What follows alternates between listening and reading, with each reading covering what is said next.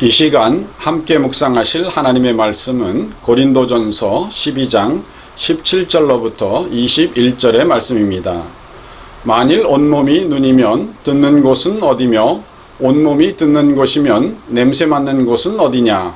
그러나 이제 하나님이 그 원하시는 대로 지체를 각각 몸에 두셨으니 만일 다 한 지체뿐이면 몸은 어디냐. 이제 지체는 많으나 몸은 하나라. 눈이 손더러 내가 너를 쓸 데가 없다 하거나 또한 머리가 발더러 내가 너를 쓸 데가 없다 하지 못하리라. 아멘. 우리 한 사람 한 사람은 하나님의 독특한 걸작품입니다.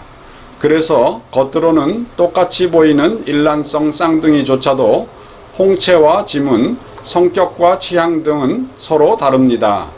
그렇습니다. 우리 모두는 우주에 하나밖에 없는 특별한 존재입니다. 그리고 하나님께서는 이렇게 서로 다른 사람들이 어울려 사회 속에서 멋진 하모니를 이루도록 계획하셨습니다. 하지만 오늘날의 사회에서는 이러한 다름과 차이를 구분하지 않고 획일화된 교육과정으로 규격화된 인재를 만들려 하다 보니 하나님께서 지으신 독특함의 특별한 아름다움을 보지 못할 때가 많습니다. 미국의 오하이오주에서 태어난 토마스 에디슨은 매우 호기심이 많고 엉뚱했습니다. 에디슨이 초등학교에 입학을 했지만 그의 엉뚱함은 그칠 줄을 몰랐고, 그런 어느 날 학교에서 돌아온 에디슨이 어머니에게 잘 봉해진 편지 한 통을 건네주며 선생님께서 꼭 엄마가 읽게 전해주라고 했다고 말합니다. 그 편지를 열어본 에디슨의 어머니는 궁금해하는 에디슨에게 눈물을 흘리며 큰 소리로 읽어주었습니다. 당신의 아이는 천재입니다. 하지만 아쉽게도 우리 학교에는 당신의 아이를 가르칠 만한 선생님이 없습니다.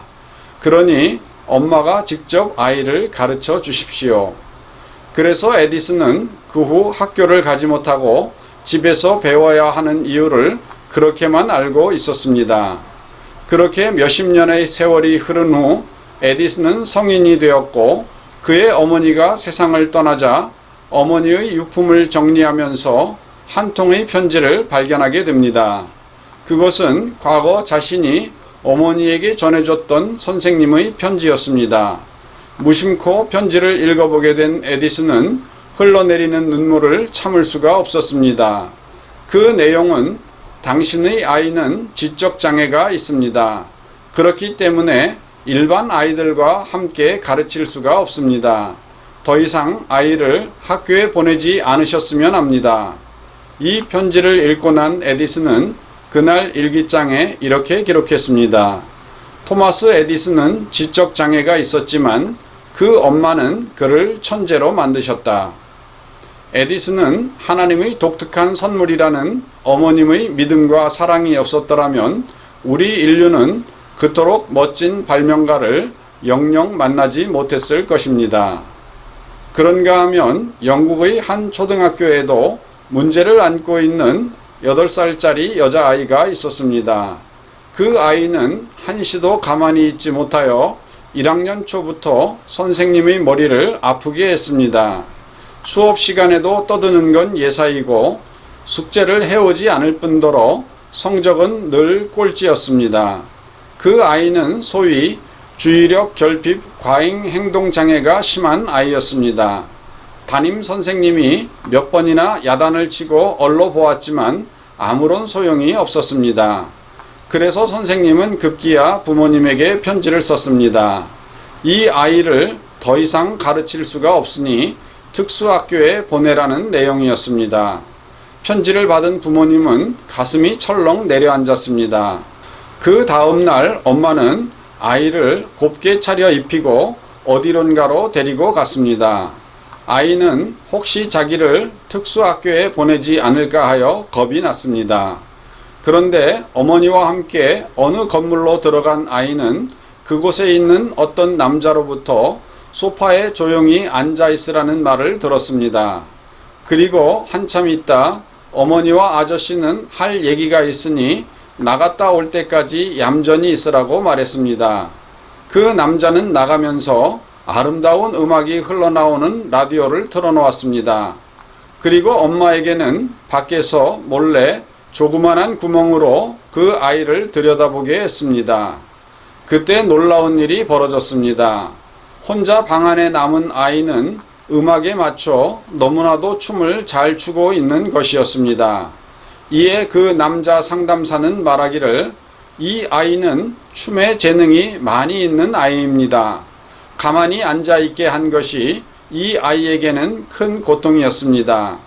엄마는 너무나도 감격해서 눈물을 흘렸습니다. 이튿날 엄마는 아이를 데리고 댄스 연습실에 갔습니다. 처음 들어간 연습실은 모두들 몸을 움직이지 않으면 좀이 쑤셔서 견디지 못하는 사람들만 모여 있는 것처럼 보였습니다. 그 후 아이는 학교에서도 집에서도 매일 춤을 추었습니다. 그 아이는 이른 아침 일찍 일어나 춤 연습하는 것을 너무나도 좋아했습니다. 이제는 누구도 그 아이를 집중력 장애 아동이라고 생각하는 사람은 없었습니다. 그녀가 바로 20세기의 가장 위대한 발레리나이자 안무가인 질리언 린으로 그녀에 의해서 캣츠, 오페라의 유령 등과 같은 멋진 뮤지컬 작품들이 만들어졌습니다. 그렇습니다. 우리 한 사람 한 사람은 하나님의 독특한 창조물이며 걸작품입니다.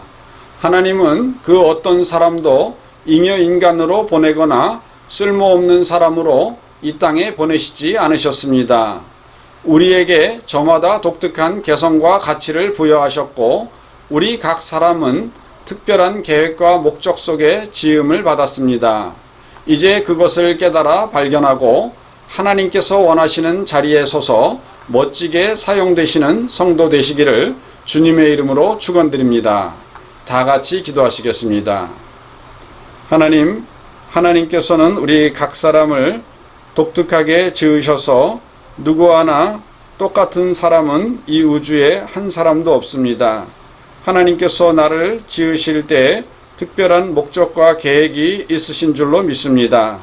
이제 그것을 발견할 수 있게 하여 주시고 우리 모두 하나님께서 원하시는 그 자리에 서서 하나님께서 바라시던 그 목적에 합당한 열매들을 많이 맺을 수 있는 저희들이 될 수 있게 하여 주시기를 우리 주 예수님의 이름으로 기도드리옵나이다.